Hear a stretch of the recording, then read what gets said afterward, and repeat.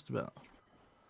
We are live. What's going on, guys? This is Kyle Carroll from MyMMAnews.com and Carroll's Corner MMA podcast.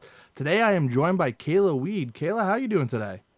I'm so good. Thank you for having me on. Thank you for joining. Kayla, first of all, tell us a little bit about yourself. What's your record? What gym do you fight out of? I am 2-1-1 right now. I fight out of United Training Center in Olympia, Washington. Awesome. And in Washington right now, as we know, the whole virus thing's going rampant. Is the gym closed right now, or is it still open at the moment? No, sir. And we still have our fights next weekend at the gym. So a bunch of guys are fighting on the card. And then the following month, we have a couple guys fighting for Reign FC. And one of the guys has a big title fight. So we're super excited for that. Awesome, awesome. Yeah. So you're an amateur, right? Yes, sir. Awesome. So tell us a little bit about your background. I see you're a wrestler, a former wrestler. How did you get into MMA? How did you get into wrestling? Take us through the early days. Awesome. Yeah. So originally, getting into wrestling, I tried every sport. Like, I started with basketball, and then I did cheerleading for a year, but cheerleading was too not my thing. So we'll just leave it at that. One insult and it was cheerleading. But the only thing I hadn't tried was wrestling, and so I got into it. I fell in love with it, and then my senior year, I ended up starting a women's team. Oh, wow. I recruited 27 girls, got two coaches, got a huge budget, and they still have the team today. So Wait, that was really awesome. so would you go to the school board and be like, hey, I want to start a wrestling team. I have this many women that are willing to participate. And they're like, all right, let's get you a coaches and a budget. It didn't go quite like that. I wish it flowed like that. That was awesome. But originally, I was the very first girl for the school ever, and I was like, "Hey, I really want to start a team. Like, how do I go about this?" Like, well, you need the numbers, and then we'll talk about it. So it was a really short time, kind of like from fall sports to winter sports, you Mm-hmm. know. So then what I did was I made like a ton of flyers and I put them up in every like stall, the bathroom in the school, every single one. I talked to a bunch of teachers, put flyers up there, and I talked to like everyone in all the gym classes so they all knew. And I organized all these meetings, and then I went and recruited some coaches, and then I put it all together, and then I presented it to it's not the superintendent, the athletic director. And Athletic, then he okay. was like, yeah, and then he was like, okay, we can do this. And then I like picked out all like the warm-ups, the singlets. I helped design everything. So That's pretty badass. thank you. Yeah, that's pretty cool. You don't hear that too often, at least in like high school level, for that to happen. No, when you were doing all that, was there any resistance? Was the men's wrestling team supportive? How'd that go? Well, the men's team at the time, their coach, like my second year of wrestling, they were instructed to ignore me and pretend I wasn't there. Oh, So there geez. wasn't like a whole lot of support. I think they appreciated me not being in the room and having my own team. So Mm-hmm.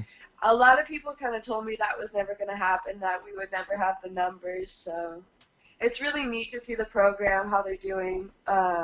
They won their league again this year, and like they're doing awesome. Yeah, that's a pretty rare instance. It's just recent within this year that I know Long Island is starting to have female varsity teams pop up. And Yeah. now, after you made the team, were there other schools that were trying to make teams and or had teams? It, How'd that go?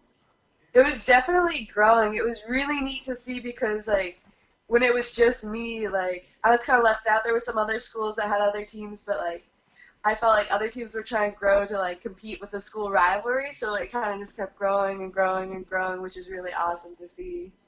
Yeah, definitely. Yeah, because I think the hardest part is probably getting one team to start, and then other teams pop up. Hey, they got a team. Why can't we? So Yeah, exactly. It's like because most schools anyways have that rivalry, and like just for that reason, I think some people might have joined. Like we don't want them to beat us, so like absolutely. Now, like I know, UFC fighter Misha Tate. She's from Washington. She wrestled in Mhm. high school. Would you consider someone like her kind of like an inspiration for you to try and start this wrestling team? What was it that really drove you to like, hey, I want to start this? Well, I always had the back of my mind when I started that I wanted to make a team because I wanted to give girls the opportunity that wasn't given to me. I wasn't Hmm. really welcomed in the wrestling room at all, and I didn't really feel part of the team. So I wanted to like start something so then those girls in the future that wanted to wrestle that might not have felt comfortable could have that place. So. Absolutely. And tell us, how long have you wrestled? Did you wrestle through college, or did you? Yeah, I wrestled in college for a little bit. So I wrestled 3 years in high school and then 2 in college at Broome Parker in Georgia. So Oh, awesome. And yeah, now you're into MMA. How's the transition from wrestling to MMA gone for you? it's awesome. I love it. Both of my coaches were wrestlers, like really high level wrestlers, so they know kind of my style, and Hmm. I'm learning lots, and it's great. And I love it. Awesome. And so I guess what are your goals for in MMA? What are your short term, long term goals? Short-term goals is to get back in the cage as fast as I can. And with the virus, it might take a little bit longer. I don't know, like, about how the cards Hmm. will be and stuff, but I'm hoping to be fighting again in June, and so that's my short-term goals.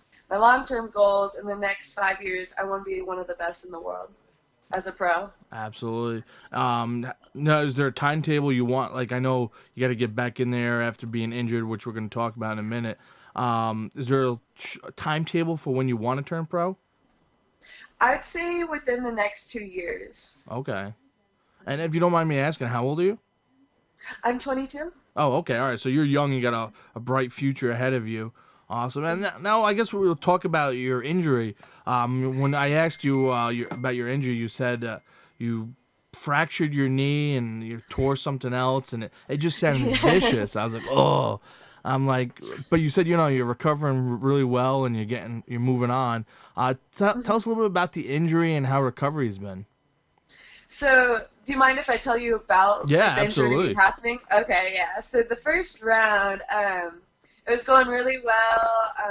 I had her in the clinch, and I was dropping some knees, and they were pretty hard knees, and Hmm. I kneed her knee, and Oh. my kneecap fractured. Like a piece Oh. of the bone came off, right? So I heard like a noise, and I was like, ooh. We'll deal with that later. We gotta keep going. I went for the takedown. We got some ground and pound, and I was like, we'll worry about it later.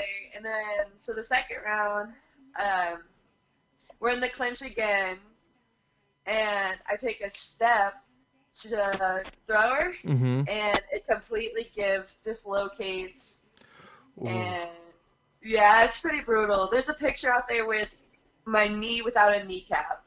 Oh. Gosh, I know you gotta be pretty tough to do that because that hurts. Like I've torn my ACL and I knew right away it was pretty painful. You feel it slide out and stuff. But you fracture your kneecap. That's another story. Yeah. The quarterback for the Chiefs had to leave the football game because he dislocated it. Didn't even fracture it. So when was this when that you fractured your knee? That was November 16th. And yeah, so it's fractured, and then there was a small tear in the MCL. Ooh. And then, yeah. So how has recovery been since you fractured it, since So, you dislocated your knee and slightly tore your MCL? How's mhm. that been going for you, PT wise? Awesome. I'm already done. So, I mean, like, I Oh can't wow. complain that much. Yeah. Originally, they thought it was going to take me like 12 weeks or so. I might not have been even walking right now. But I'm back to like almost 100% sparring. I'm all like I train everything: grappling, kickboxing, Muay And it Thai, doesn't hurt wrestling. at Like, all. There's no like pain or anything like that. no, I took my rehab very seriously. Um, because I took the time off that I needed to rest. I didn't push it, and I followed what my PT said, like to the Hmm. extreme. Like I was doing it twice a day and doing everything he said to strengthen my leg because I wasn't even supposed to be walking until like February, but I was back to training and running by then. So I mean, Wow. Now yeah. the days after you fractured your kneecap, how was that? I'm sure that was pretty painful and It was late. kind of funny. What Not funny, funny? but funny. I didn't even go to the hospital that night after. Oh My wow. teammate was fighting, And I was like, I always thought there was, because they had me like a little stretcher, and I was like, no, Mm-hmm. no, no, no, no, no, no. I gotta go watch my teammate Sam fight. So that was my top concern. And then after that, it was my coach's birthday, so that was second concern. And we went out and partied, like my knee was fine. Jeez. And then so then I was like, the next day was a little rough. I And bet. then I took one day off, then I went back to class, and because I'm in school, I go to the University of Washington, and Okay. I'm getting my bachelor's in psychology. Awesome. And yeah, wow. So you're right back at it, and right after. So you didn't need require surgery or anything like that. Mm-mm. No, sir. Wow. Yeah. So how do you balance recovery, rehab for your knee, and then school and training and everything? How do you do all that? I'm also work as a bartender in Oh wow. Tacoma, so I have that really good time management and prioritizing. So that's what I have to cut a lot of things out. I can't really party. I don't really party, but I have to make time for my schoolwork, for work, and my rehab, and making the most out of all the time I have. Mm-hmm. So what year are you right now in school?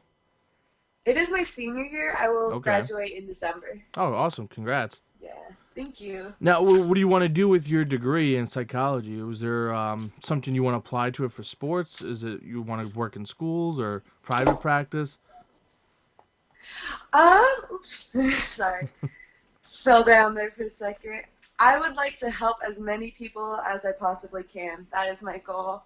And I want to help people with PTSD. I think that's really something that needs a lot of help. So that's one of my goals, and just as many people as I can with mental health issues or going through trauma and that kind of thing. Do you have experience, I guess, do you know someone that has PTSD? Or, like, is there someone close to you that you see affected by that? Or is that just something you're aware of and you want to dive in and help with? It's something I just see in the world that I don't think it's enough. I wouldn't say attention, because attention's not the right word, Mm-hmm. but I don't think there's enough people in the Enough field that are awareness. making a difference. Yeah, like that are making a difference and making it okay to have PTSD and seek help. And I want to be that person that can be there for those people and help them. Yeah, because I heard some number. I might be wrong, so don't quote me. But I think the number was like there's more veteran suicides now than there was in like deaths in Vietnam. Yeah. No, I saw that too. Yeah, that's why like things like that, like that's a huge Mhm. problem, and it breaks my heart that these people are sacrificing so much and having to face their own battles like that. So I want to be that person that's a resource at least, So Absolutely. And, Kayla, you seem like a very cheerful person. When you broke your kneecap and all, did you think you're gonna be done for probably maybe for good for a while, or were you just like, you know what, I'm going out see this fight, going out for my coach's birthday, and I'll be I'll be back Monday. That's exactly it. I mean, like, well, the only thing, like, I knew I'd be back as soon as possible, but originally they diagnosed me with having a full ACL rupture, Okay. blowing everything, like all the stuff, and I was Mhm. gonna need a full knee replacement. Was originally the thing, so I was like, okay, it's gonna be a little while, but I'll still be back because my mind is always on the bigger picture. This is another chapter, and Yeah. it's gonna make me grow. And then when I get to the big stage, I'm gonna be ready because I've been through. Yeah, because you had an ACL tear to that. That's another 9 months to Yeah, just this is a healing. year. Yeah. So yeah, that's not fun at all. So you seem like so you had a pretty positive attitude throughout the thing. There was never a time where you're like, this is really setting me back pretty drastically. No, I mean, like, obviously I have some frustrations. I don't know who wouldn't, but I wanted to compose myself as, like, a leader for the gym and show, like, that it's okay to be injured. There's still things you could do. Because when I went the next week after, I took a week off because that's what our coaches want us to do. Hmm. I was in the gym. I was writing notes about the classes. I was lifting weights. There's always if there's a will, there's a way is my thing, so. Absolutely. Tell us, you said you train at UTC MMA. Tell us some of the training partners you have, some of the coaches you have. Tell us a little bit about them. I have the two main coaches that own the gym are Lisa and Eddie Ellis, and they're amazing. They have so much knowledge. They've won multiple world grappling championships, and they fought at the highest level in the UFC and Bellator. They've traveled the world fighting, so they're amazing role models for me in and out of the gym, just the way they treat people and inspire people. So I'm so fortunate to have them as coaches. And then Big Will, he's my Muay Thai coach, and he always pushes the intensity, and he's awesome, has this positive, tough attitude that's really helped my striking. And when I was first, 2 days after I was able to walk, I was back in his classes doing boxing. So, we've been working on a lot of stuff that I'm really excited to showcase in my next fight. So Awesome. And then I have so many great training partners. I'm so grateful for Sam, Vince, Victor, Tasha, Jacob, Jesse, and Shane. They all had my back through my injury because it was unknown for a little bit how long I was going to be out, and they were so supportive, and so I'm really grateful for all of them. Absolutely. Now you said you had a few amateur fights and all. What are the biggest things you've learned from those fights prior to your knee injury? Yeah, my first fight, I learned not to rush it because I got the takedown in the first minute, grounded, pounded her for a minute and a half, and then the last 30 seconds got caught in an arm bar. So all right. Not to rush it. Yeah, not to rush it from that one. And then my second fight went really well. I won that by TKO in the first round. Third fight, that was just a tough fight. I had an amazingly tough opponent. She hit so hard. So I tried to armbar her, and she picked me up with one arm and just dropped me on my head. So I was like, whew, this girl's tough. But it was cool. I learned that I wasn't made of glass, that I really was tough. So That's It's awesome. been an awesome journey. Yeah. Thank you. Now, tell us a little bit about who inspires you and motivates you to keep going to the gym, to keep going to sparring when you're injured, and gives you influence and the positive attitude that you have. Who's behind all this? My parents, my family's amazing. They have so much love for me and support, and they know it's what I want to do. Even though it kind of scared the crap out of them, I'm sure, when it happened. And my coaches and my teammates were really my rock, because it was so hard it was not necessarily taken away from me. It kind of felt that way, though. Once I was able to compete at the level I was used to, it was really hard for me, but they always believed in me, and they knew I would be back, and it was only temporary, so Yeah. it's always nice to be reminded of that. Now, I see you have, I think you have, what, 5 fights? Or 5 fights? 4. 4 fights? Oh, all right. So the last fight, was that an injury default? You weren't able to continue during the fight? Gotcha. All right. Because, I was just looking real quick on Tapology. They have 5 fights. All right. Just trying to make sure, because you know how sometimes the numbers roll off and whatnot. So you got the fight coming up.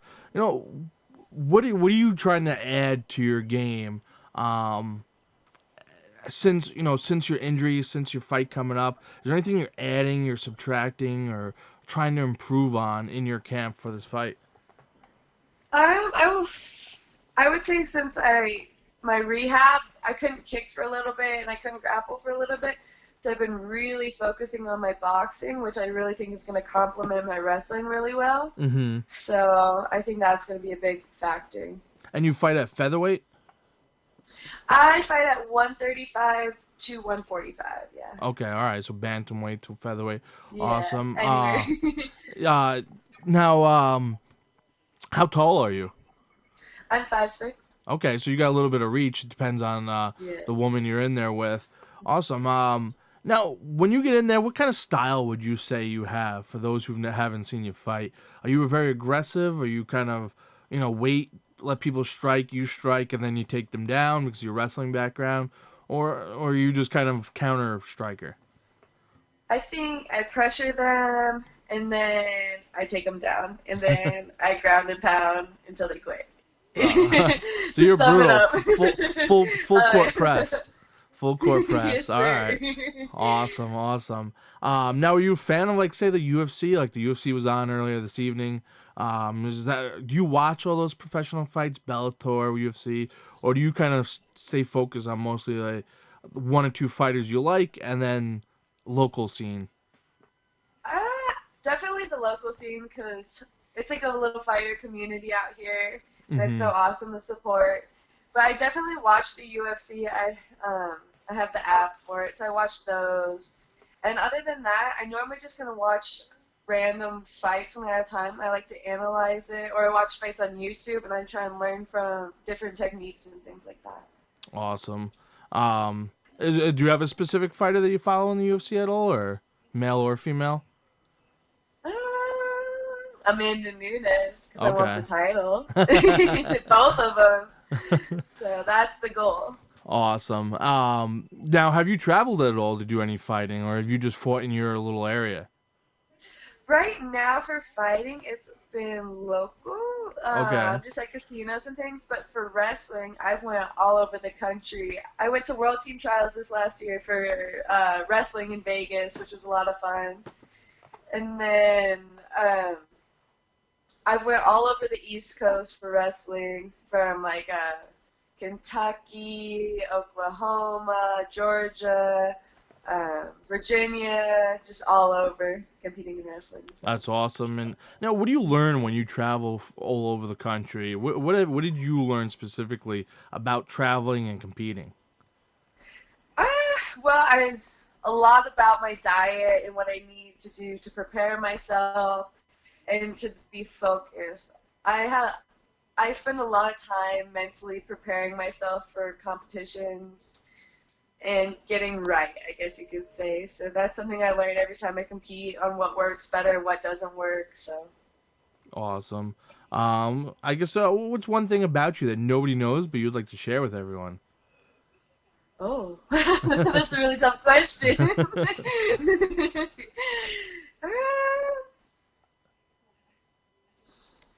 Hmm. Oh man. Do you have any suggestions of like? Beyond, it doesn't have to be with MMA or combat sports. It could be about anything. I've had black belts tell me they can't ride a bike. I've had someone tell me last night that they don't like sweet tea. They just absolutely hate it. So it's anything really. Just curious, it's about you. Sam Alvey, the UFC fighter, I interviewed him the other day. He told me that he used to play. He used to be a musician and used to play the trumpet. So, but they didn't pay. So, so he moved on to MMA. Oh, that's awesome. I would say maybe that I crochet, which is like knitting. Some people Okay, know that, but I mean, so I like to make baby blankets for my friends or just blankets for my other like family friends. that's awesome. All right, yeah, my mother does Thank that. All you. right, cool. A lot of people say like, "Oh, my mom does that, my grandma does that." I was like, "Your grandma and I have that in But common." hey, if you need gloves or mittens or whatever, you just quickly put them together. Exactly. That's awesome. Thank Um, you. Now, do you come from a big family? Do you have siblings? I have a small family. I have one younger brother who's almost a foot taller than me. He's Okay. 6'3".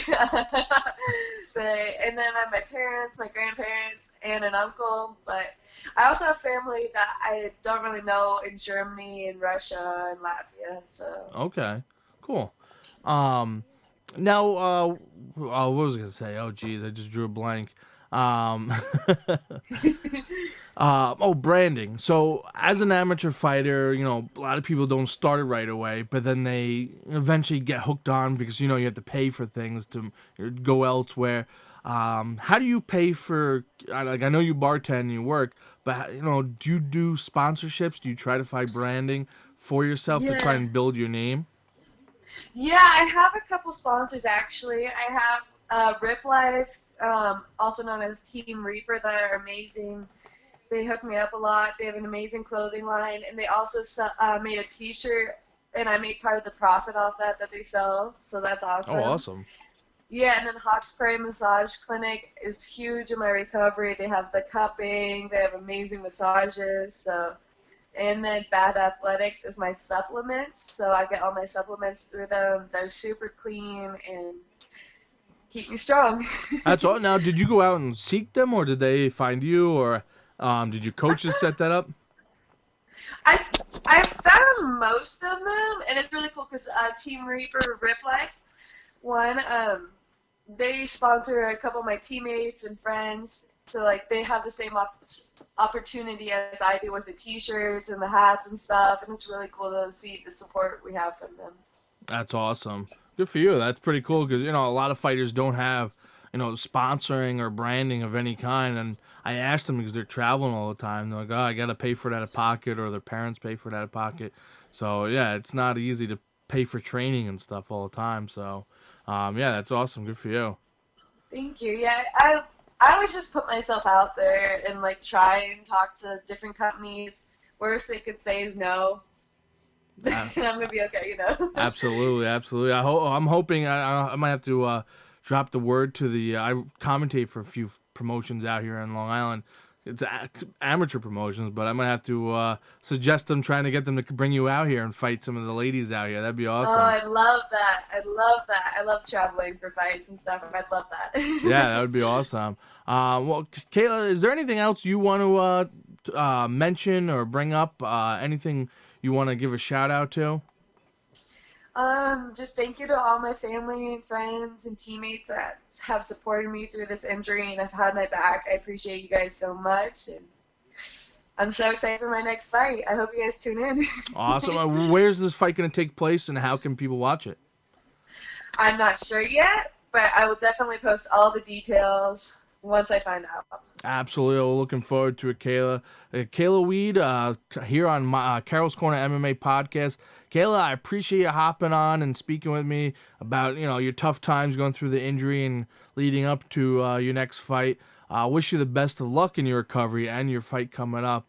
Definitely keep us tuned to when your fight's coming, and we're going to sign off. If you want to give a quick shout out or anything else to anyone else, let me know.